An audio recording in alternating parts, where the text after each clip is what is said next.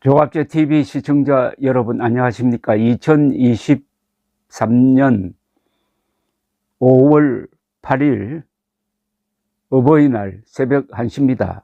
이틀 전에 런던 웨스트민스터 사원에서 열렸던 찰스 3세 대관식을 중계방송으로 지켜보신 분들은 한 여성이 인상적으로 떠오를 것이라고 생각합니다. 아주 길다란 칼을 들고 차렷 자세로 서 있었는데 그분이 아주 의젓하고 인물도 좋고 그러면서도 그 자세가 미동도 하지 않고 어떻게 저렇게 서 있을 수 있느냐 하는 감탄을 자아낸 바가 있습니다. 어떻게 보면은 찰스 3세보다도 찰스 3세 곁에 있었던 큰 칼 든 여성이 더 인기가 있었던 면도 있습니다. 이분이 지금 화제가 되고 있습니다. 그런데 이 여성은 아주 유명한 분입니다. 즉 영국 집권 보수당의 하원 원내대표입니다. 이름이 페니 모돈트신데 원래 50살입니다. 추미론 의장들 겸하는 분인데 하여튼 어제 벌써 이틀 전이네요. 이틀 전 찰스 3세 대관식에서 뜻밖의 스타로 주목을 받고 있습니다. 이분은 그 경력이 군인과 관계가 있습니다. 해군 예비역 대령입니다. 그리고 아버지가 공수부대원이었습니다. 근데 어제 들고 있었던 그 칼은 국가의 칼이다 이렇게 부릅니다. The Sword of the State, 국가의 칼이다. 이 칼은 기사들을 대표해 가지고 왕에게 전달하고 또 왕으로부터 그 칼을 도로 받아 가지고 그걸 들고 계속 따라다녔습니다. 하나의 의식인데 말하자면은 왕의 의무와 덕목을 상징하는 그런 칼입니다. 정의의 칼이죠. 근데 이게 어느 정도 크냐면 길이가 121cm고 무게가 3.6kg이나 됩니다. 이걸 예식 내내 직각으로 들고 있었다 이거죠. 영국 역사상 대관식 행사에서 이 역할을 여성이 맡은 건 처음이라고 합니다. 근데 이 모돈트 의원은 2019년에 영국 최초로 여성으로서 국방부 장관을 지냈습니다. 그리고 작년 보수당 대표 경선, 즉 총리가 되는 길이죠. 그래서 현재 지금 총리가 된 리시 수넥 현 총리와 경쟁한 후보 중 한 사람이었습니다. 2010년 정치에 입문한 모돈트 의원은 2017년에는 국제개발부 장관, 2018년에는 여성 및 평등부 장관을 지냈습니다. 노동당 대변인을 지낸 분이 트위터에 모돈트 의원의 팔과 어깨 힘에 경외심을 느낀다는 찬사를 트위터에 적었어요. 모돈트 의원은 대관식 전 인터뷰에서 팔굽혀 펴기를 해가지고 근력을 강화시켜 놓았다고 아주 농담을 하기도 했습니다.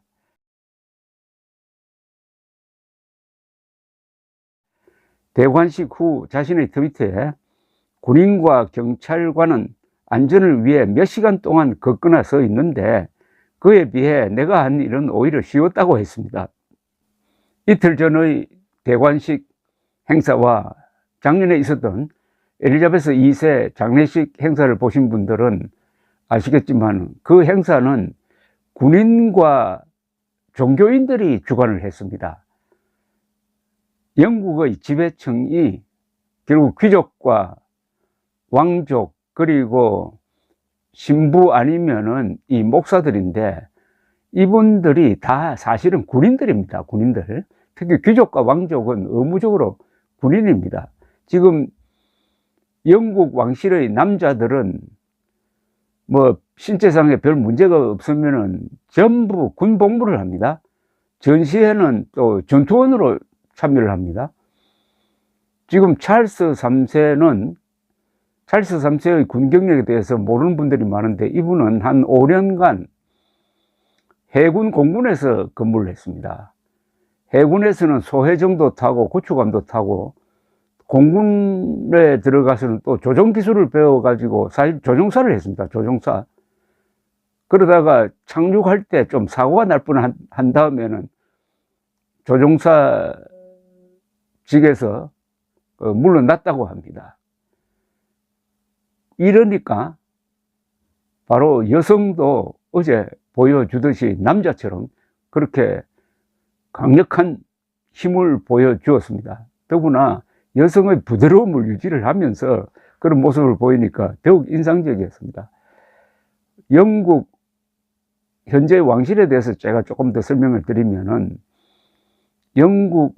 현재 영국 왕실은 넓게 보면은 노르만 왕조라고도 불립니다. 노르만이라고 하면은 바이킹입니다. 바이킹이 한때 한 300년 동안 유럽을 뒤집어 놓은 적이 있습니다. 해적질을 하면서. 그러다가 그 바이킹 중에서 1단의 바이킹이, 주로 덴마크 바이킹이 주력이었는데, 프랑스를 하도 괴롭히니까 프랑스 왕이 지금 노르망디 지역을 떼줘 가지고 여기서 그냥 살아라, 그 대신 공국을 만들어 가지고 왕인 나에게 충성하라, 이렇게 됩니다. 그래서 지금 노르망디 지역에서 한 약 200년 동안 이렇게 살다가 보니까 이 사람들이 프랑스어를 배우고 프랑스 문화를 배우고 해가지고 그냥 막 프랑스 기사가 되어 버렸습니다. 또 노르망디 지방에는 말 키우기도 좋아가지고 말을 잘 타는 기병 전력이 강한 그런 기사 집단이 되었습니다. 이 사람들이 힘을 길러가지고 1066년에 그중 7,000명이 배를 타고 잉글랜드에 상륙을 해가지고 헤이스팅스 전투에서 앵글로 색선족 왕과 귀족과 맞붙어 가지고 하루 만에 그냥 싹 쓸어버립니다.